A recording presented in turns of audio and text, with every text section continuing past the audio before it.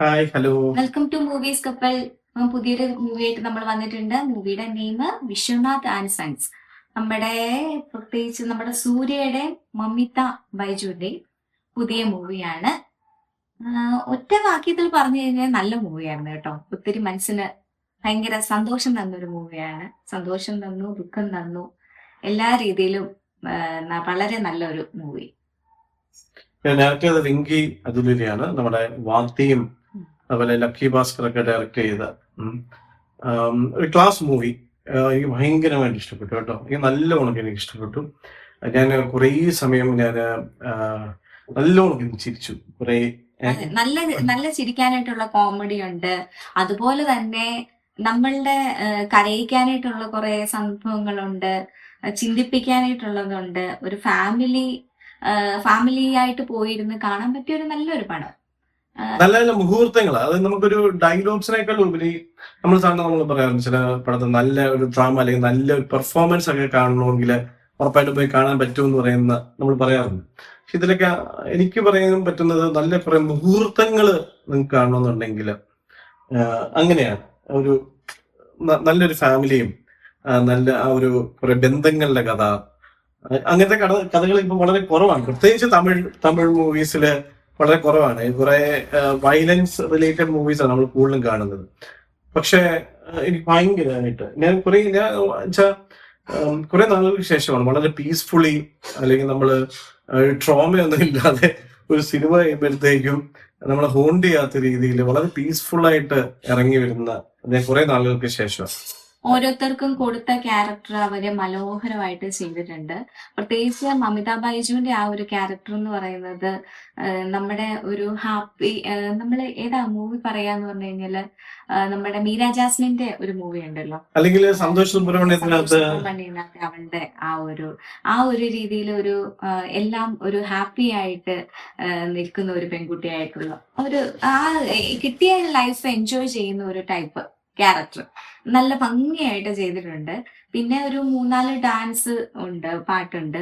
നമുക്ക് അതിനകത്ത് മമിത ബൈജു എത്രത്തോളം നല്ലപോലെ നമുക്കറിയാം, നല്ലപോലെ ഡാൻസ് കളിക്കുന്ന ഒരു വ്യക്തിയാണ്. അതിനകത്ത് ഫുള്ളായിട്ട് നമുക്കത് കാണാം കേട്ടോ. വളരെ ഭയങ്കര ഭംഗിയായിട്ട് ഡാൻസ് കളിച്ചിട്ടുണ്ട്. അതുപോലെ തന്നെ സൂര്യ ആണെങ്കിലും നമ്മുടെ വിജയ് ദളപതിനെ പോലെ ഒന്നും പറ്റത്തില്ലെങ്കിലും അത്രയും വരത്തില്ലെങ്കിലും നല്ല രീതിയിൽ നമുക്ക് പഴയ ഒരു സൂര്യനെ കാണാൻ പറ്റിയെന്ന് പറയാം. കാതല് അല്ലെങ്കിൽ വാരണമായിരം ഇങ്ങനത്തെ മൂവീസ് ഒക്കെ ഞാൻ സൂര്യനെ കാണാൻ ആഗ്രഹിക്കുന്നത് ഇങ്ങനത്തെ ടൈപ്പ് ഓഫ് ക്യാരക്ടർ ചെയ്യുമ്പോൾ. അങ്ങനത്തെ കുറെ പടങ്ങളിൽ കൂടിയാണ് നമ്മൾ സൂര്യനെ നമ്മൾ കൂടുതലായിട്ട് ഇഷ്ടപ്പെട്ടത്. ഇതിന്റെ ഇടയ്ക്ക് കുറേ പടങ്ങൾ, എനിക്ക് പേര് പോലും എനിക്ക് ഓർമ്മയില്ല. കുറെ പടങ്ങൾ വരുന്നു, പൊട്ടുന്നു, പോകുന്നു. ഇനി ഇടയ്ക്ക് ജയ്ഭീം മാത്രമാണ് എന്നെ ഒന്ന് സ്വാധീനിച്ച അല്ലെങ്കിൽ അട്രാക്ട് ചെയ്തൊരു പടം എന്ന് പറയുന്നത് സൂര്യയുടെ കഴിഞ്ഞ കുറെ വർഷങ്ങൾക്കിടയിൽ തന്നെ. അതിനുശേഷം ഇപ്പോഴാണ് സൂര്യ തിരുമ്പി വந்தாച്ചേ എന്ന് വേണമെങ്കിൽ പറയാൻ പറ്റുന്ന ഒരു പടം. അതുപോലെ തന്നെ അമ്മയായിട്ട് അഭിനയിച്ച അല്ലെ രാധിക, അല്ല ഇവര് 3 പേരുടെയും ചുറ്റിപ്പറ്റിയുള്ളതാണ് കഥ മുഴുവനും പറയുന്നത്. നമ്മൾ ഉറപ്പായിട്ട് നമ്മൾ റെക്കമെൻഡ് ചെയ്യും പോയി കാണാനായിട്ട്. ഇത് നെഗറ്റീവായിട്ട് എനിക്ക് വേണം. അതെ, നെഗറ്റീവായിട്ട് നമുക്ക് പറയാൻ പറ്റില്ല. എല്ലാവർക്കും ചിലപ്പം അത് നെഗറ്റീവായിട്ട് ഫീൽ ചെയ്യണമെന്നില്ല. നമ്മള് നോ വൺ ഈസ് പെർഫെക്റ്റ് എന്ന് നമ്മള് പറയുമല്ലോ. അപ്പൊ അതിനു വേണ്ടിയിട്ടായിരിക്കാം സൂര്യ വളരെ മാന്യനായ ഒരു കഥാപാത്രമാണ്. അത്രയേറെ മാന്യതയുള്ള ഒരാൾക്കൊരു കുറവ് വെക്കണമല്ലോ എന്ന് വിചാരിച്ച് വെച്ചതായിരിക്കും. ഞാൻ എന്താണ് കുറവെന്ന് പറയുന്നില്ല, കാര്യം നിങ്ങൾ പിന്നെ കാണുമ്പോൾ നിങ്ങളുടെ രസം പോകുമായിരിക്കും. പക്ഷെ അതൊരു വല്ലാത്ത കുറവായി പോയി. കാര്യം ആ ഒരു കഥാപാത്രത്തിന് ആ ഒരു കുറവ് തന്നെ കറക്റ്റ് ആയിട്ട് നമ്മൾ വിചാരിച്ചത് ആദ്യമൊക്കെ കാണിക്കുമ്പോൾ അവസാനം അതിനും എന്തെങ്കിലും ഒരു ട്വിസ്റ്റ് വരും, ആദ്യം വേറെ എന്തെങ്കിലും ഒരു കാര്യം. പക്ഷെ അതങ്ങനെ തന്നെ ആയിരുന്നു ആ ഒരു ക്യാരക്ടറിന്. അതെന്തിനാ കൊടുത്തതെന്നുള്ള ചോദ്യം മാത്രമേ എനിക്കുള്ളൂ. പക്ഷെ അതൊരു ഒരു കുറവ് എന്നല്ല, പുള്ളിക്ക് ഒരു കുറവ് ഇല്ല എന്ന് കാണിക്കാൻ വേണ്ടിയിട്ട് അത് നമ്മളെ രസം കളയുന്നില്ല നിങ്ങൾ സിനിമ കാണുമ്പോഴുണ്ട്. പിന്നെ ഒരു 2 സ്റ്റണ്ട് സീനുണ്ട്.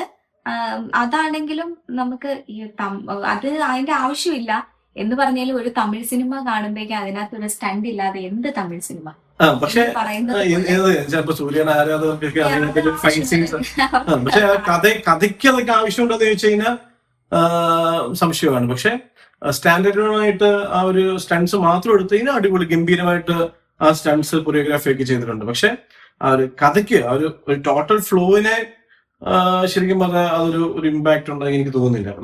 നമ്മളെ രസിപ്പിച്ചതും ചിന്തിപ്പിച്ചതും ഒന്നും ആ സ്റ്റൺസ് ഒന്നും അല്ല. അതിനകത്തുള്ള പല മുഹൂർത്തങ്ങൾ എന്നെ കണ്ണ് നിലയിപ്പിച്ച് കുറെ, പ്രത്യേകിച്ച് സെക്കൻഡ് ഹാഫ് ചെയ്യുമ്പോഴത്തേക്കൊക്കെ ഉള്ള സീൻ, ഒരു പാട്ടൊക്കെ വരുന്നുണ്ട്.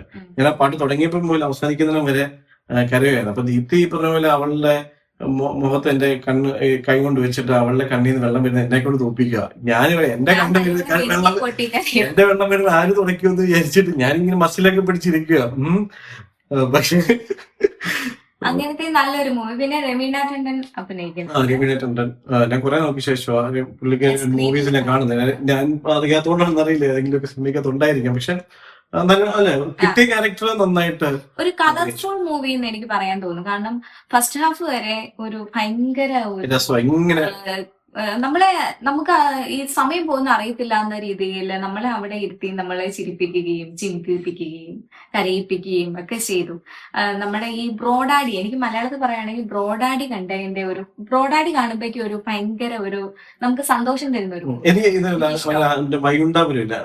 മറ്റേ തെലുങ്ക് പടം, അതൊക്കെ കാണുമ്പോൾ കിട്ടുന്ന ഒരു സാധനമുണ്ട്. ഭയങ്കര കളർഫുള്ള് ഒരു വലിയ വീട്, എങ്ങും നമ്മൾ ഇവിടെ എങ്ങും കാണാത്ത തരത്തിലുള്ള ഒരു വീടും. വാരിസിനകത്തുള്ള അതേ വീടാണെന്ന് അറിയില്ല, കുറെ സിമിലാരിറ്റി ഉണ്ട്. ആ വീടാണോ സെറ്റാണെന്നൊന്നും അറിയത്തില്ല കേട്ടോ. ഭയങ്കര രസമായിട്ടുള്ള, അതിന്റെ അകത്ത് കുറെ വേലക്കാരും ഒരു ഭയങ്കര വമ്പൻ സെറ്റപ്പാണ്. പിന്നെ മമിത മൈജുനെ നമുക്ക് അങ്ങ് ഇഷ്ടപ്പെട്ടു പോകും. അത് ഒരു സീരിയസ് ആയിട്ടുള്ള ഒരു കാര്യം പറഞ്ഞു വരുമ്പോഴും അതിന്റെ അകത്തുനിന്ന് നമുക്ക് നമ്മളെ ചിരിപ്പിക്കാനായിട്ട് പറ്റുന്നുണ്ട്. ആ ഒരു ക്യാരക്ടർ ഭയങ്കര ഭംഗിയായിട്ട് ചെയ്തിട്ടുണ്ട് മമിത ബൈജു. പിന്നെ പറയുവാണെങ്കിൽ റൈറ്ററും സെയിമാണ്. അപ്പൊ ഫാമിലിയായിട്ട് പോയി കാണാൻ പറ്റുന്ന ഒരു മൂവിയാണ്. അങ്ങനെ അത്ര വയലൻസ്, രണ്ട് സ്റ്റണ്ട് അത്ര വലിയ കുഴപ്പമൊന്നുമില്ല. പിന്നെ ചെറിയ ചെറിയ ഡയലോഗ്സ് ഇപ്പം പറഞ്ഞ ഒരു ചെറിയൊരു ഇത് അത്രേ ഉള്ളൂ. അതല്ലാതെ വേറെ ഒന്നുമില്ല. ഞങ്ങൾക്ക് ഇഷ്ടപ്പെട്ടു.